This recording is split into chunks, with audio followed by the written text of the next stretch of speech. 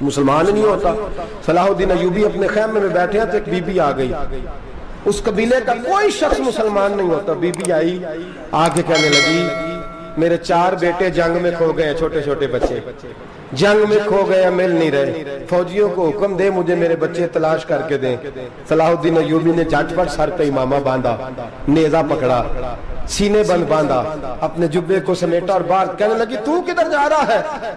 کہنے لگا میں خود تیرے بچے تلاش کر کے دوں گا۔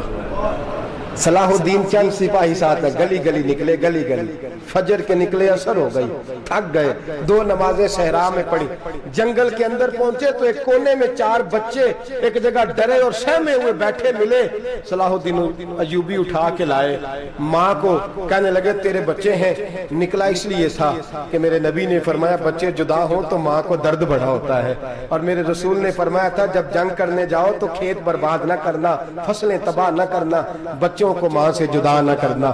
فرمایا میں سوچ رہا تھا تیرے بچے کہیں میری وجہ سے جدا ہو گئے تو مصطفیٰ کو جواب کیا دینا؟ فرمایا تیرے بچے ڈھونڈ کے لایا ہوں۔ بچے ماں کے پاس آنے لگے تو ماں نے بڑے بیٹے کے منہ پہ تھپڑ مارا، کہتا ہے اماں کیا ہوا؟ کہنے لگے تو نے سنا نہیں کہ دشمن کے بچوں کی اتنی حفاظت کرتا ہے، میرے پاس نہ جا، اس کے قدموں میں بیٹھ جا، جس نبی کے غلام اتنے سچے ہیں وہ نبی کتنا سچا ہوگا۔ بنو قریظہ اور بنو نذیر 2 محلے تھے یہودیوں کے، یہودیوں نے بڑی عہد شکنی کی تو نبی پاک صلی اللہ علیہ وسلم نے ان کو بے دخل کر دیا، مدینے سے نکال دیا، مدینہ منورہ سے۔ یہودی نکل گئے مدینہ طیبہ سے، تو جب وہ نکل کے جا رہے تھے تو ان کے مکان، ان کے باغ، ان کی جائیدادیں بچ گئیں۔ نبی پاک علیہ السلام نے انصار مدینہ کو پہلے بلایا، جاگ رہے ہیں نا آپ لوگ؟ پیسے آتے کسی کو برے لگتے ہیں؟ اب تو یہ بھی حلال حرام کی تمیز بھی اٹھتی جا رہی ہے، جائیداد، باغ، مال، علاقہ خالی ہوا ہے، وہ چلے گئے اور لوگ تو ڈھونڈتے پھرتے ہیں۔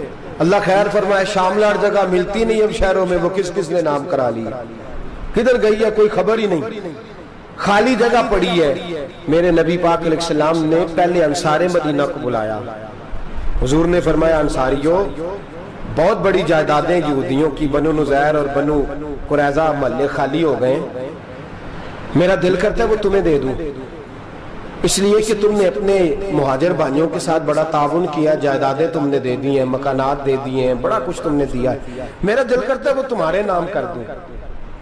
تو انصار مدینہ کیا کہنے لگے یا رسول اللہ دے تو ہم نے دیا ہے پر وہ بیچارے جھچکتے ہی رہتے ہیں، وہ جھچکتے ہی رہتے ہیں، کھول کے ہماری چیزیں استعمال نہیں کرتے۔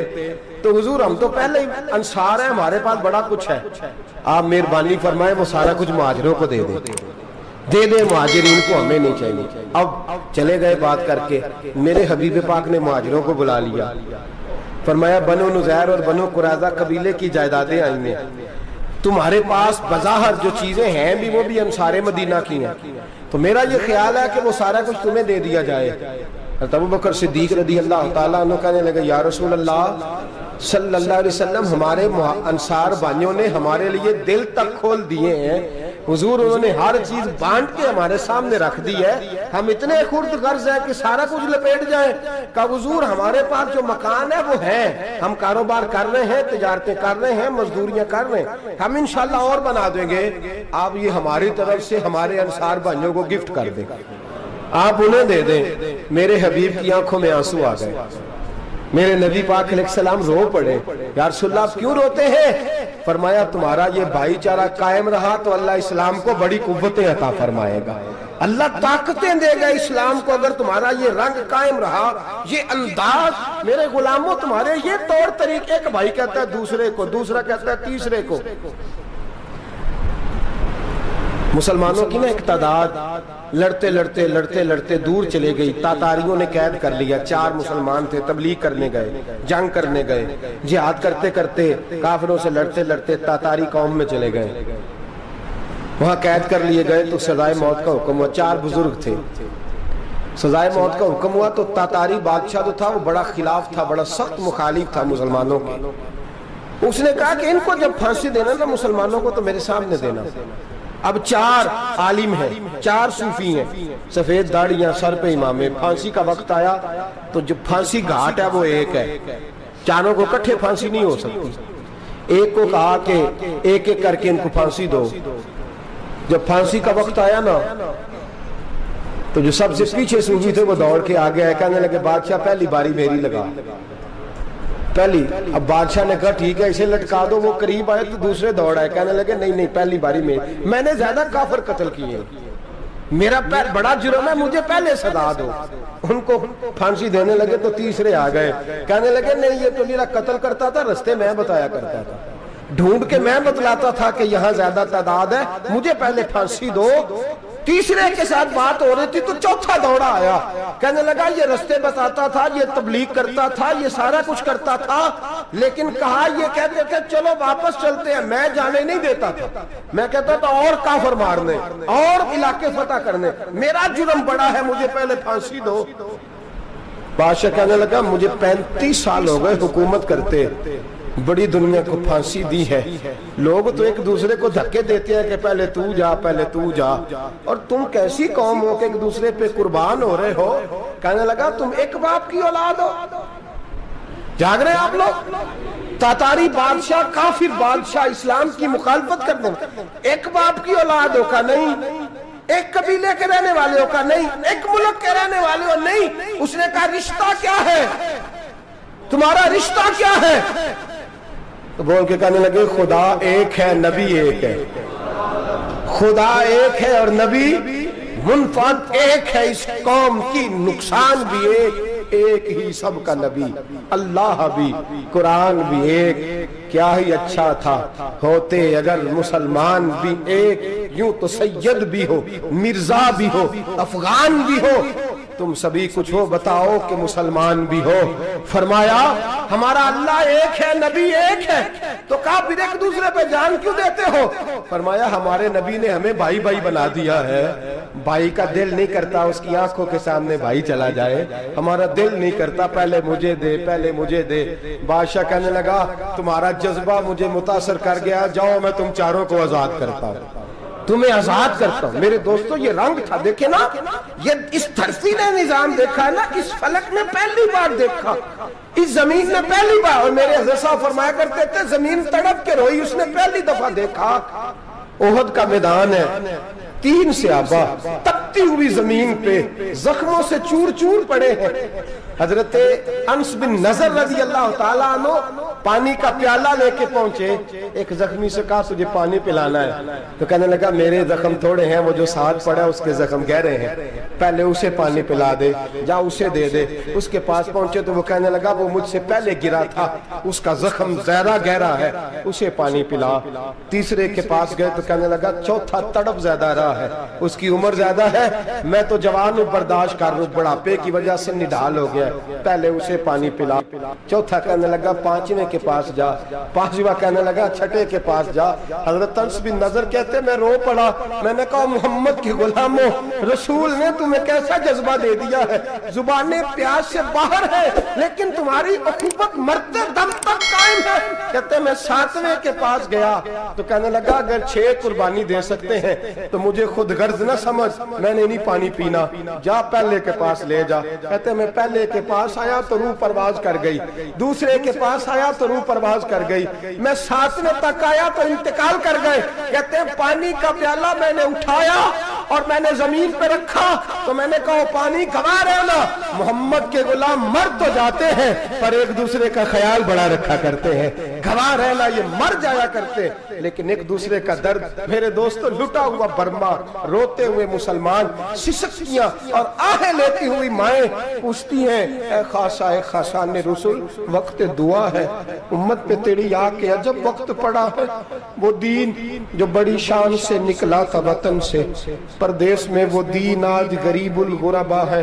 فریاد ہے اے کشتی امت کے نگہباں, بیڑا یہ تباہی کے قریب آن لگا ہے. اور کیا خوبصورت جملے کہے تھے کہ نبی پاک صلی اللہ علیہ وسلم نے, حضور نے فرمایا تھا میرا مومن ایک جان کی طرح ہوتا ہے, ایک جان کی طرح ہوتا ہے, ایک کو تکلیف ہو جسم کے ایک حصے کو, سارا حصہ پریشان ہوتا ہے. فرمایا یہ ایک مکان کی طرح ہے, ایک اینٹ دوسری اینٹ کو مضبوط کرتی ہے. فرمایا یہ مضبوط لوگ ہیں, یہ مضبوط لوگ. حضرت عمر فاروق کا زمانہ ہے, ایک آدمی نے سیری بھیج دی, ایک گھر میں بطور تحفہ، قحط کا زمانہ تھا، گوشت ملتا نہیں تھا، جانور، ایک آدمی نے سری بھیج دی ایک آدمی کے گھر میں۔ اس نے کیا کیا؟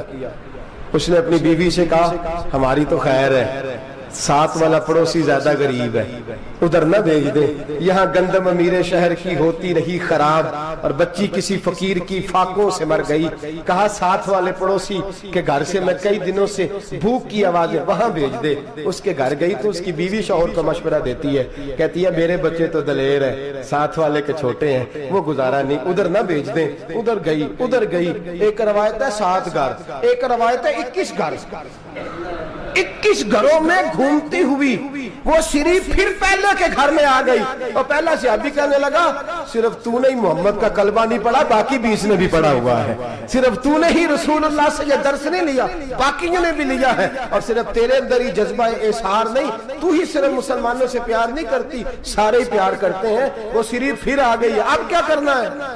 اب کیا کرنا ہے؟ تو امام نبوی نے لکھا ہے، وہ کہنے لگی کرنا کیا ہے؟ پکاؤں گی میں اور کھائیں گے 21 گھر، پھر بھی اکیلے نہیں کھائیں گے، پکاؤں گی میں اور کھائیں گے 21 گھروں کے مطابق شوربہ پکا، اور پھر برتن میں ڈال کے وہ بی بی ایک گھر کا دروازہ کھٹکھٹاتی ہے، کہتی ہے مصطفیٰ کے غلاموں نکلو باہر اور کھاؤ، اس لیے کہ جس نبی نے مجھے پیار کا حکم دیا اسی نے تمہیں بھی پیار کرنا سکھایا ہے، یہ رنگ چشم فلک نے سکھایا ہے۔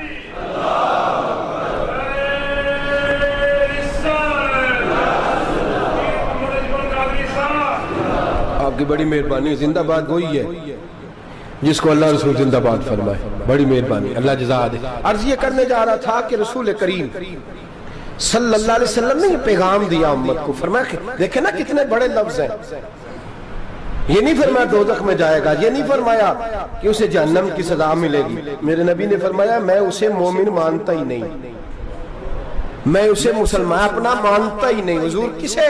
فرمایا جو پیٹ بھر کے کھاتا ہے اور اس کا ہمسایہ بھوکا سو جاتا ہے، میں مومن ہی نہیں مانتا۔ سزا تو تب ملے گی نا کہ جب میں کسی سزا کا اعلان کروں، میں مانتا ہی نہیں، وہ میرا ہے ہی نہیں، خود پیٹ بھر کے کھا رہا ہے، ہمسایہ اس کا بھوکا، میں نہیں مانتا۔ انما المؤمنون اخوہ، مومن بھائی بھائی، میں مانتا ہی نہیں اسے۔ اور میرے حبیب پاک اتنے بڑے لفظ حدیث میں اور کہیں نہیں ملیں گے، آپ کو اتنے بڑے جملے کہیں نہیں ملیں گے۔ میرے نبی پاک نے فرمایا اللہ کہے گا قیامت کے دن، کون؟ اتنے بڑے لفظ حدیثوں میں ملتے نہیں جتنے یہ ہیں۔ حضور نے فرمایا رب فرمائے گا بندے سے کہ میں تیرے پڑوس میں بھوکا تھا، تو نے مجھے روٹی کیوں نہیں کھلائی؟ کون کہہ رہا ہے؟ اللہ کہہ، میں بھوکا تھا تو نے روٹی نہیں دی، میں ننگا تھا تو نے کپڑا نہیں دیا، میں پیاسا تھا تو نے پانی نہیں پلایا، میں بیمار تھا تو تیمارداری۔ یا اللہ نہ تو کھاتا ہے، نہ پیتا ہے، نہ کپڑا پہنتا ہے، نہ تو بیمار ہوتا ہے، لا تاخذہ سنۃ ولا نوم، تجھے بیماری آتی نہیں، اونگ نیند نہیں آتی، میرے مالک تو میرے پڑوس میں تھا۔ تو حضور فرماتے ہیں رب فرمائے گا وہ جو بندہ تیرے پڑوس میں بھوکا تھا تو بندہ تو میرا ہی تھا نا، وہ جو بندہ تیرے پڑوس میں ننگا تھا تو بندہ تو میرا ہی تھا نا، وہ جو تیرے پڑوس میں پیاسا تڑپتا رہا تو وہ میرا ہی بندہ تھا، تو دوائی لینے جائے تو بڑے اسپتال میں اور اس بیچارے کو 20 روپے پرچی کے بھی میسر نہ آئے تو میرا ہی بندہ تھا۔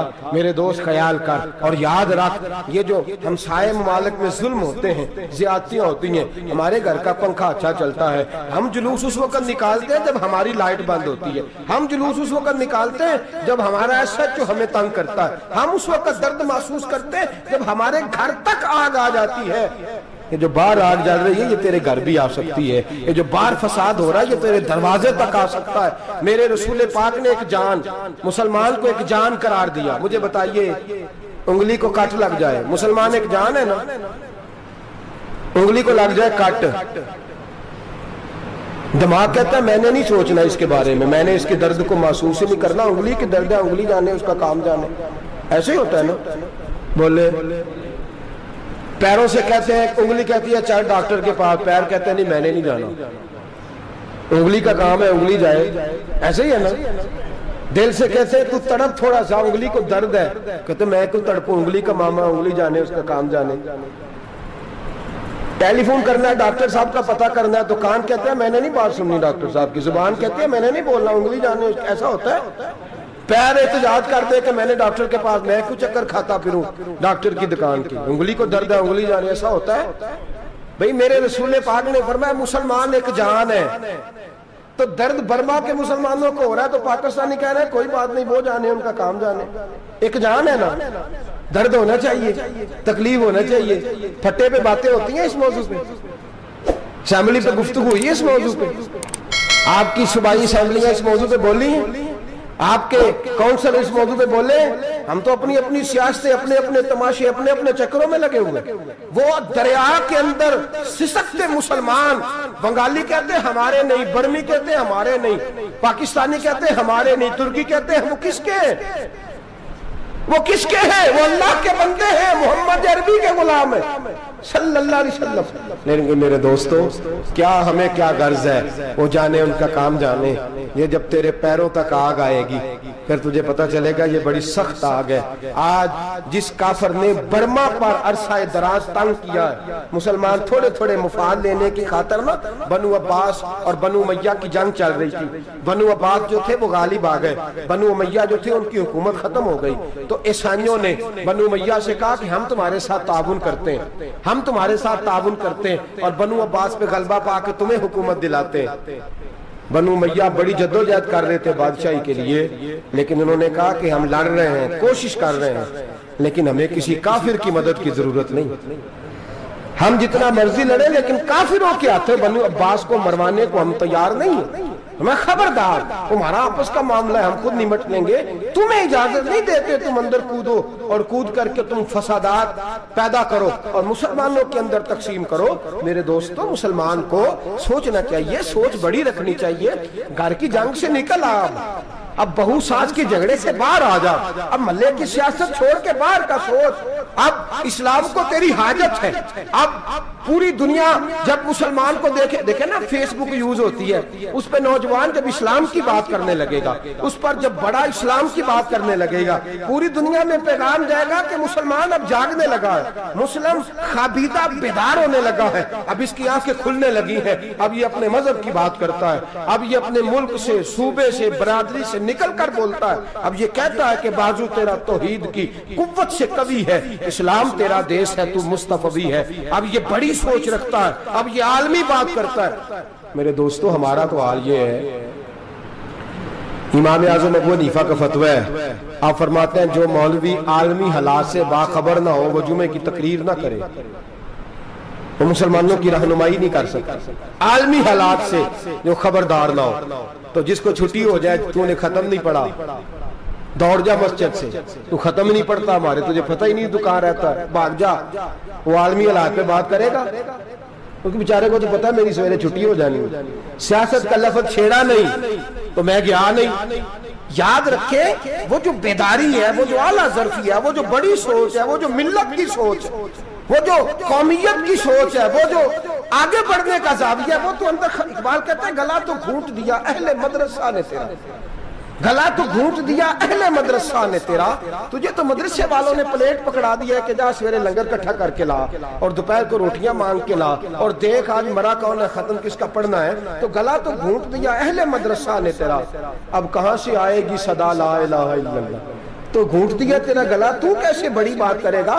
بڑی بات کے لیے بڑی سوچ چاہیے، بڑی تگودو چاہیے، بڑی کوشش چاہیے، بڑا حوصلہ چاہیے۔ مسلمان چھوٹی چھوٹی لڑائی میں، چھوٹی چھوٹی جنگ میں، ایک دکاندار دوسرے دکاندار سے لڑ رہا ہے، گلی والا دوسری گلی والی سے لڑ رہا ہے، محلے والا محلوں پہ اعتراض، ایک شہر میں رہنے والے میں نے دوسرے محلے پہ اعتراض کرتے دیکھے، یقین کریں ایک شہر میں رہنے والے، علاقے میں بسنے والے کہتے ہیں بھائی توبہ ہے اس محلے تو اللہ ہی بچائے، لا حول ولا قوت۔ وہ جو تقسیم در تقسیم کی سوچ ہے، اس نے چھوٹے چھوٹے ٹکڑوں میں مسلمانوں کو بانٹ دیا ہے، چھوٹی چھوٹی تقسیم ہے، چھوٹا چھوٹا ہمارا مزاج ہے، چھوٹی سوچ ہے، بڑی سوچ کی بات سنیے۔ صلاح الدین ایوبی، جاگ رہے ہیں نا آپ لوگ؟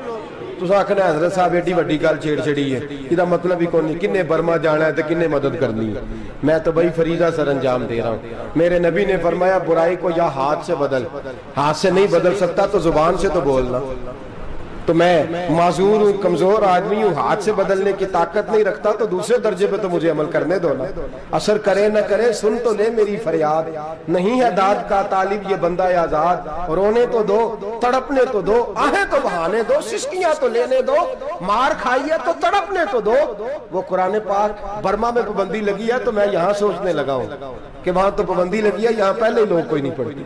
معاذ اللہ تعالیٰ حالات دن پہ دن مسلمانوں کے لیے ایک ایک کر کے، افغانستان میں جو آگ لگی تھی پھر وہ عراق میں بھی لگی، پھر وہ لیبیا میں بھی لگی، پھر وہ مصر میں بھی لگی، پھر وہ یمن میں بھی لگی، سعودی عرب میں دھماکے ہوئے، میرا دل تڑپا ہے، مجھے پریشانی ہوئی، میں بچے پاس تھے، میں بڑا ڈسٹرب ہوا، میں نے کہا یار یہ ہمارا سب کا اجماعی عقیدت کا مرکز ہے، ہم کم از کم ہزار اختلاف کے باوجود کہا کرتے تھے کہ عرب میں امن ہے یار، وہاں سکون ہے، وہاں دکانیں کھلی چھوڑ کے لوگ چلے جاتے ہیں، وہاں بھی فساد ہونے لگا، وہاں بھی آگ بڑھ گئی ہے، لیکن ہم صرف چھوٹی چھوٹی کر کے جب آگ بجھانے کی کوشش کریں گے اس وقت آگ نہیں بجھے گی، جب ہر آدمی اپنے پیالے میں پانی لے کے آئے گا، ہر شخص اپنے گھر کی نل چلائے گا، ہر شخص نلکا چلائے گا اور پانی نکال کے یہ آگ بجھائے گا، تب یہ آگ بجھے گی۔ ہر آدمی کو کردار سوچ بڑی کریں، نظریہ بڑا کریں، ملت کی بات کریں، مسلمان ہو کے سوچیں، مسلمان ہو کے سوچیں، خدا را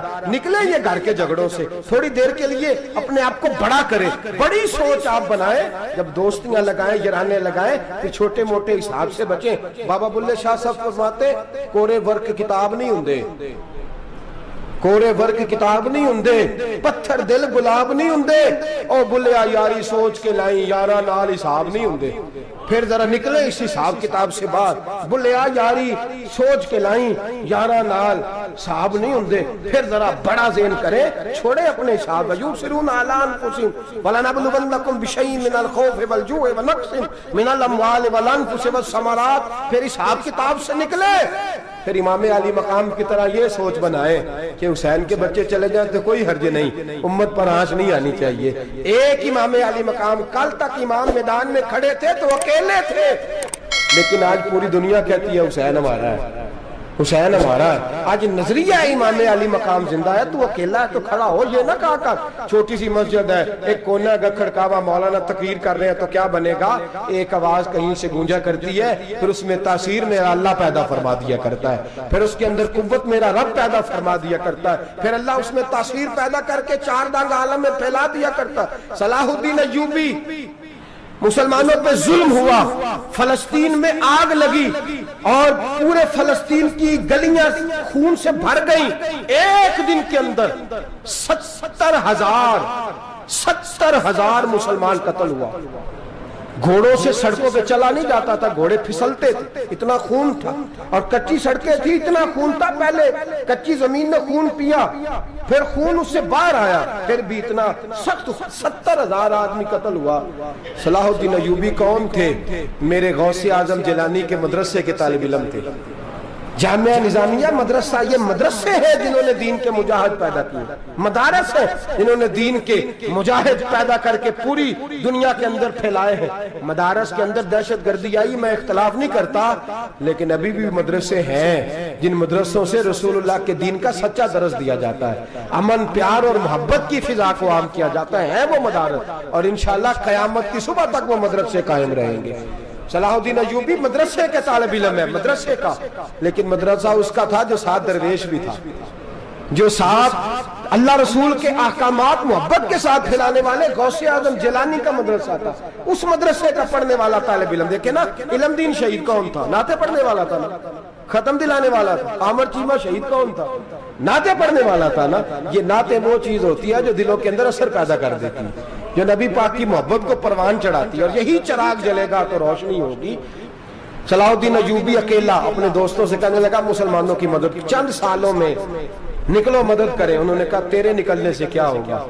کہنے لگا میں نے نہیں نکلنا، میرے اللہ نے میری مدد کرنی ہے، میرے اللہ نے میری اٹھ باندھ کمر، کیا ڈرتا ہے پھر دیکھ خدا کیا کرتا ہے، اور میں مجھے نکلنے دے، اللہ میری مدد کرے گا۔ تھوڑا تھوڑا کر کے فوج جمع کی، کوشش کی، چند سالوں کے بعد اسی جگہ جہاں مسلمانوں کا خون بہا تھا، اللہ نے اسلام کا جھنڈا پھر سے بلند کر دیا۔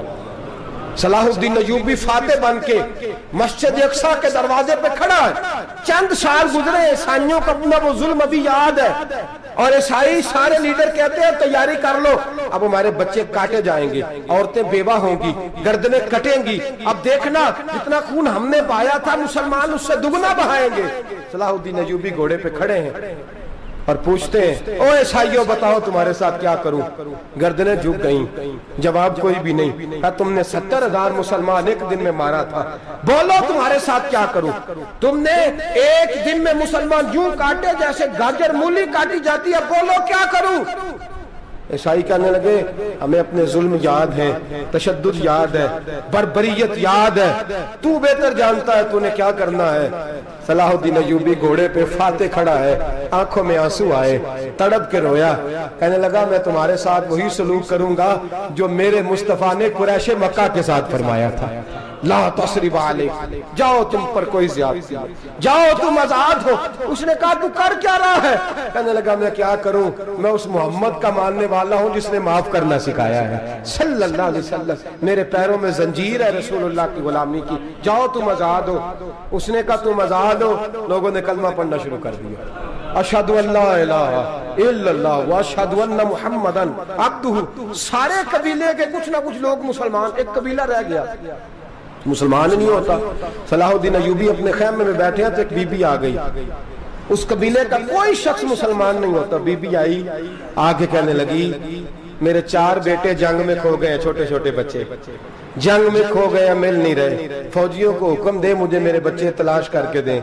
صلاح الدین ایوبی نے جھٹ پٹ سر پہ امامہ باندھا، نیزہ پکڑا، سینے بند باندھا، اپنے جبے کو سمیٹا اور باہر. کہنے لگی تو کدھر جا رہا ہے؟ کہنے لگا میں خود تیرے بچے تلاش کر کے دوں گا. صلاح الدین چند سپاہی ساتھ گلی گلی نکلے، گلی گلی فجر کے نکلے، اثر ہو گئی، تھک گئے. 2 نمازیں صحرا میں پڑھی، جنگل کے اندر پہنچے تو ایک کونے میں 4 بچے ایک جگہ ڈرے اور سہمے ہوئے بیٹھے ملے. صلاح الدین ایوبی اٹھا کے لائے، ماں کو کہنے لگے تیرے بچے ہیں. نکلا اس لیے تھا کہ میرے نبی نے فرمایا بچے جدا ہوں تو ماں کو درد بڑا ہوتا ہے، اور میرے رسول نے فرمایا تھا جب جنگ کرنے جاؤ تو کھیت برباد نہ کرنا، فصلیں تباہ نہ کرنا، بچوں کو ماں سے جدا نہ کرنا. فرمایا میں سوچ رہا تھا تیرے بچے کہیں میری وجہ سے جدا ہو گئے تو مصطفیٰ کو جواب کیا دینا.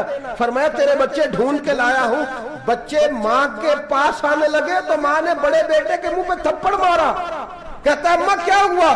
کہنے لگی تو نے سنا نہیں کہ دشمن کے بچوں کی اتنی حفاظت کرتا ہے، میرے پاس نہ جا، اس کے قدموں میں بیٹھ جا. جس نبی کے غلام اتنے سچے ہیں وہ نبی کتنا سچا ہوگا، جس نبی کے نوکر اتنے کھڑے ہیں وہ نبی کتنا کھڑا ہوگا.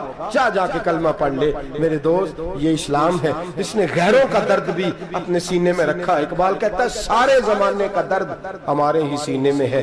برما کا مسلمان ہو یا عراق، لیبیا، افغانستان، کشمیر کا مسلمان ہو، میرے دوست وہ غیر نہیں ہے، وہ تیرا اپنا ہے. اس کا رنگ نہ دیکھ، اس کی بولی نہ دیکھ، اس کا قبیلہ اور علاقہ نہ دیکھ. دیکھ کہ وہ تیرے رسول کا کلمہ پڑھتا ہے، وہ دیکھ کہ وہ کعبے کی طرف منہ کر کے نماز پڑھتا ہے. دیکھ کہ تیرا اور اس کا نصاب زندگی قرآن ایک ہے. میرے دوست کچھ نہیں کر سکتا تو دعا تو کر دیا کر، کچھ نہیں کر سکتا تو التجا تو کر دیا کر. اللہ کے حضور یہ تو کہا کر کہ اللہ مسلمان جہاں بھی ہیں تو ان کی مدد فرما، اللہ مسلمان جہاں بھی ہیں تو ان کی غیبی امداد فرما. یہ دعا تو میرے دوست ضرور کیا کرو. سوچ بڑی کریں، جب بھی آپ بولیں، جب بھی آپ لکھیں، جب بھی کسی سے بات کریں تو بحثیت مسلمان کے بات کریں، بحثیت ایک نبی پاک کے غلام کے بات کریں. اپنی زندگی اس انداز میں ترتیب دیں کہ پہلے آپ مسلمان ہیں، اس کے بعد آپ کچھ اور ہیں. پہلے اسلام کی بات کریں، بڑی بات کریں، بڑے حوصلے کی بات کریں، پھر اسلام کو قوت ملے گی، پھر بیداری امت کو نصیب ہوگی. اللہ کریم برما کے مسلمانوں کو اپنی رحمت کی ٹھنڈی چھاؤں نصیب فرمائے، ہمیشہ مدحت خیر الانام میں گزرے. دعا ہے یہ عمر درود و سلام میں گزرے. آخر دعوانا